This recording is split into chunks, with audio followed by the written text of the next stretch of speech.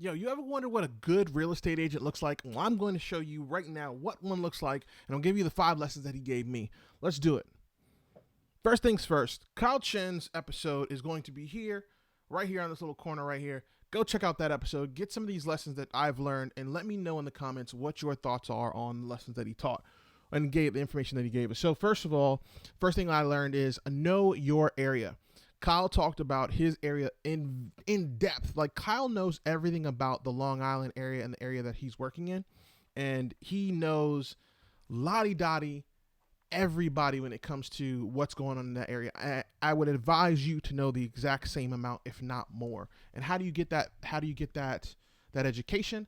Simply by doing in that area, by learning and being willing to learn and introduce yourself and talk to other people. You're going to learn very, very quickly all about that area. Number 2, be honest. Kyle mentioned during our interview that he would tell people who are for sale by owner, hey, I would recommend this, whether it was for his advantage or whether it was for his disadvantage. I would say to you the exact same thing. Find ways to help the people, even if it's not necessarily to your best advantage. The best wholesalers, the best developers, the best agents that I know of all have this trait in common. They are honest with the people that they work with, whether if some for them, like I said, or if not for them. So Kyle saying that further solidified that thought process, and I want to make sure that you take that lesson as well.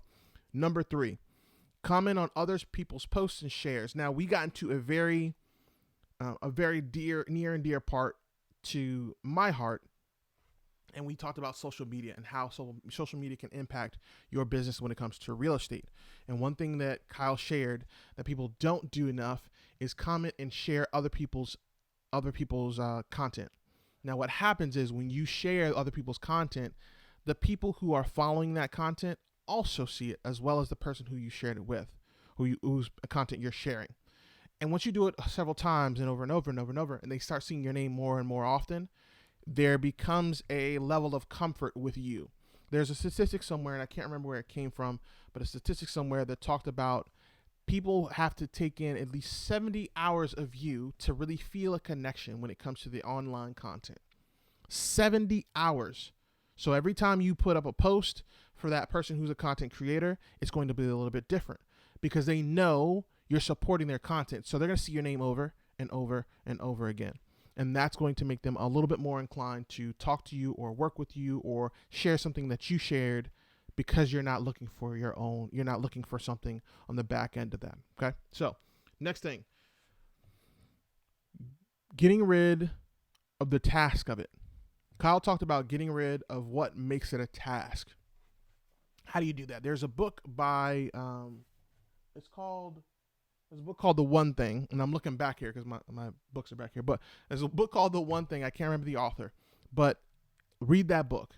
That book talks about what's one thing that you can do right now that'll have an effect on everything else, a positive effect, of course, on everything else. For those who are in podcasting and for those who are in YouTube, I'll give you my particular podcast, for example. The reason my podcast is a video cast first is because the video cast allows me to do everything else from that video. I can pull audio, I can pull short reel content, even though I haven't been doing it lately because I've been pulling back as I'm changing things. You can do that. You can create shorts for YouTube. I can create a full YouTube episode. I can create highlights. I can have all these ability to do different things, these abilities to do different things. And it's only one piece of content that I'm pulling it from. So find ways to take the task out of it. Make it easier for yourself and easier for your team. Additionally, I'll give you another piece.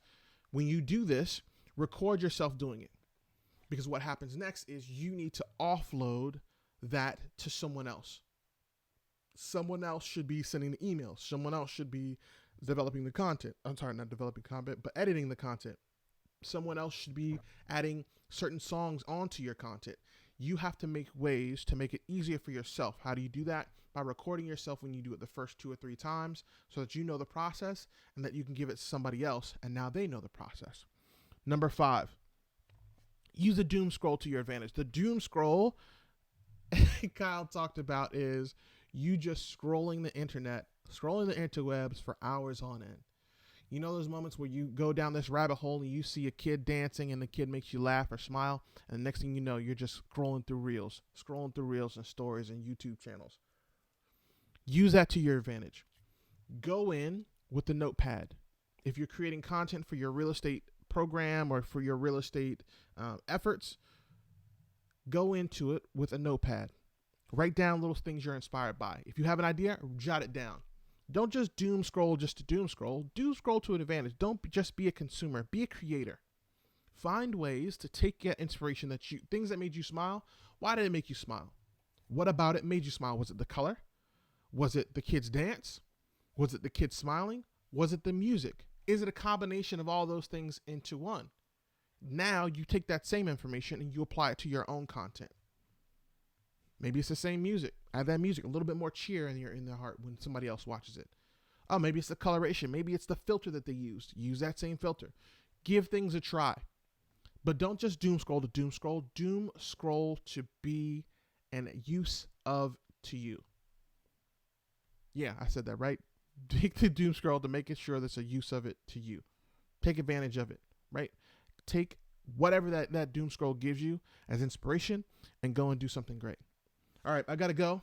Remember, you're better than you were, but you're not half as good as you're going to be. Make sure you leave in the comments. Let me know what your thoughts are on the episode from Mr. Kyle Cheng. Let me know what you got from it. All right, I got to go, like I said, but I'll see you soon. Until then.